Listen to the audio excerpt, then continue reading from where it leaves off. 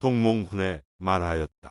관리된 자가 지켜야 할 법은 오직 세 가지가 있으니 청렴, 신중, 그리고 근면이다.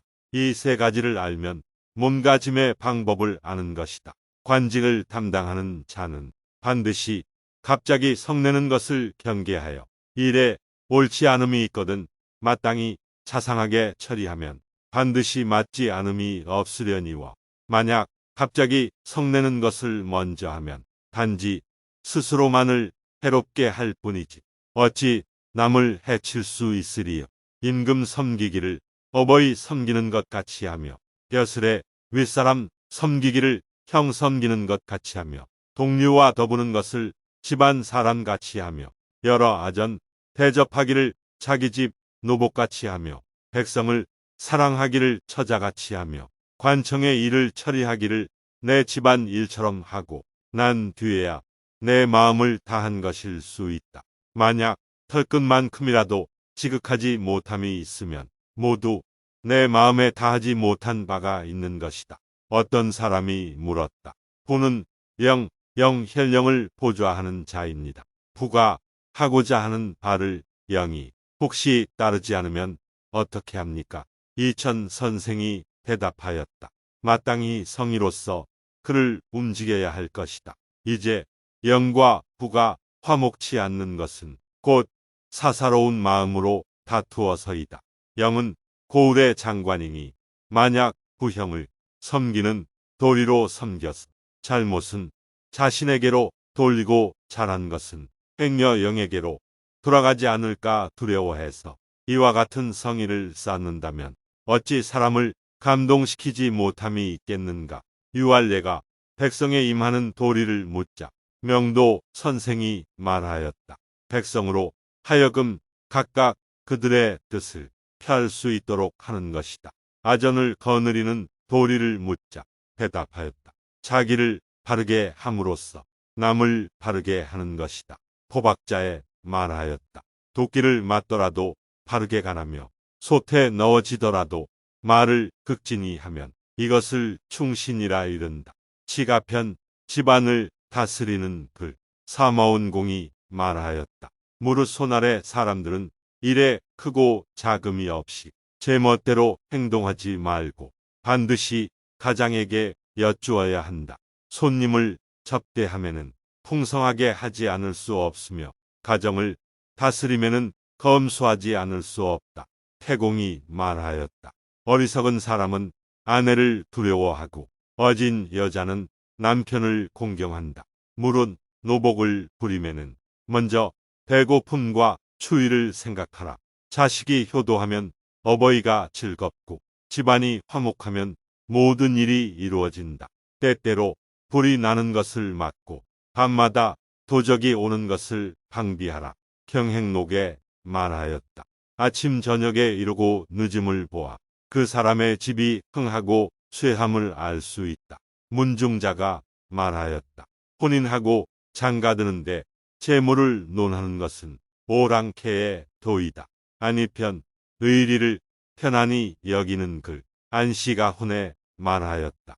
인민이 있은 뒤에 부부가 있고 부부가 있은 뒤에 부자가 있고 부자가 있은 뒤에 형제가 있나니 한 집의 친한 관계는 이 세 가지뿐이다. 이로부터 나아가 구족에 이르기까지 모두 이 삼친 부부 부자 형제에 근본한다. 그러므로 인륜에 있어서 가장 중요한 것이니 돈독하게 하지 않을 수 없다. 장자가 말하였다. 형제는 수족이 되고 부부는 의복이 되니 의복이 떨어졌을 때는 새 것으로 갈아입을 수 있거니와 수족이 잘라진 곳은 잊기가 어렵다. 소동파가 말하였다. 부유해도 가까이 하지 않으며 가난해도 멀리하지 않음. 이것이 바로 인간으로서의 대장부요. 부유하면 나아가고 가난해지면 멀리하는 것. 이는 인간 중에 참으로 소인배이다. 줄례편 예를 따르는 글 공자가 말하였다. 한 집안에 예가 있으므로 어른과 어린이가 변별되고 안방에 예가 있으므로 삼족이 화목하고 조정에 예가 있으므로 벼슬의 차례가 있고 사냥하는데 얘가 있으므로 군대의 일이 숙달되고 군대에 얘가 있으므로 무공이 이루어진다. 공자가 말하였다. 군자가 용맹만 있고 얘가 없으면 난리를 일으키고 소인이 용맹만 있고 얘가 없으면 도둑질을 한다. 증자가 말하였다. 조정에는 벼슬만한 것이 없고 고을에는 나이만한 것이 없으며 세상을 돕고 백성을 다스리는 데는 덕만한 것이 없다. 늙은이와 젊은이, 어른과 어린이는 하늘이 정한 차례이니 이치를 어기고 도를 상하게 해서는 안 된다. 문을 나갈 때는 큰 손님을 만나는 것과 같이 하고 방으로 들 때는 사람이 있는 것과 같이 하라. 만약 남이 나를 중히 여기기를 바란다면 내가 먼저 남을 중히 여기는 것보다 더함이 없다.